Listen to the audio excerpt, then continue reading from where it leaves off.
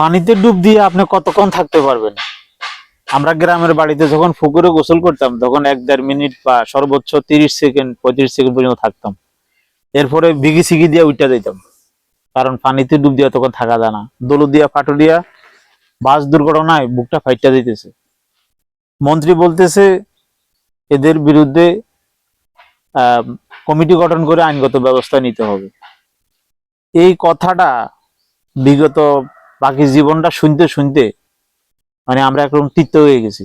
এখন আর এই কথা শুনতে চাই না। এখন চাই অ্যাকশন, এখন চাই আইন প্রয়োগ করা। কারণ দেখেন, রোজার ঈদের 2 দিন আগে 18 মার্চ লঞ্চের দুর্ঘটনাটা একটা খামখেয়ালি, 20 মার্চ রাত্রে ট্রেনের দুর্ঘটনা, এটা একটা খামখেয়ালি। কেন বাসটা এত ব্রিজ থাকা সত্ত্বেও নিচ দিয়ে আসবে? গতকালকে 25 মার্চ 50 জন যাত্রী নিয়ে ড্রাইভার নিচে নামলো আর হেল্পারে গাড়িটা টান দিল, কন্ট্রোল করতে পারলো না। এই যে জীবনগুলা চলে গেছে, ফিরে পাবো? এই খামখেয়ালি। শুধু এইটা না, আরেকটা জিনিস দেখেন, সারা পৃথিবীতে তেলের যে পরিস্থিতি, মানুষ হাঁটতেছে নীরবতায়, দুঃখ প্রকাশ করতেছে, হতাশার ভিতরে আছে। আমাদের দেশে একটা বড় ধরনের হাহাকারের ভিতরে আছে। শুধু বাইকারদের যে অবস্থা, তাতে মনে হয় আমরা পেটে ভাত না থাকলেও আমরা বাইকে তেল লাগবে। এসব কিছু মিলাই অন্যরকম এক ধরনের উত্তেজিত পরিবেশ। কে কার কথা শুনছে, কে কার কথা মানছে? আর মন্ত্রীরা আইন প্রয়োগ করার কথা বলে যেগুলা করতেছে, এগুলো এখন মেনে নেওয়ার মতন না।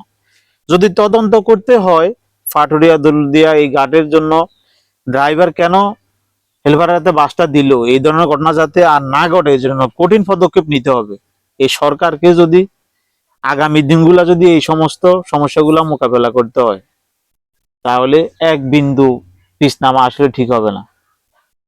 এটা এখন গল্পের মতো আমরা অনেকবার দেখছি। এই 5 জনের তদন্ত কমিটি হয়েছে, 3 জনের হয়েছে, 2 জনের হয়েছে, অমুকানো হয়েছে, তমুকানো হয়েছে। একটা মানুষের জীবন 25,000 টাকা, আপনি জরিমানা কি দিবেন? সরকার 25 লাখ টাকা দিলেও তো একজন মানুষকে ফিরে পাবেন না। তো হায়দার হোসেনের সেই গানটার কথা মনে পড়ে, যার চলে যায় সে বুঝে হায় বিচ্ছেদের কি যন্ত্রণা। সুতরাং সরকারের কাছে অনুরোধ থাকবে, যদি কমিটি করে, যদি আইন প্রয়োগ করে যদি কিছু করা যায়, তাহলে কঠিন ভাবে করেন। মানুষকে এই ধরনের বলি আর শুনতে চায় না, ফাঁকা বলি মানুষ আর শুনতে চায় না। কারণ প্রথমেই বলছি যে পানিতে ডুব দিয়ে দেখবেন কতক্ষণ থাকতে পারেন। তারা দুনিয়া থেকে চলে গেছে, কি কষ্ট তারা পাইছে সেটা তারা জানে, তাদের উপরওয়ালা জানে। ধন্যবাদ সবাইকে।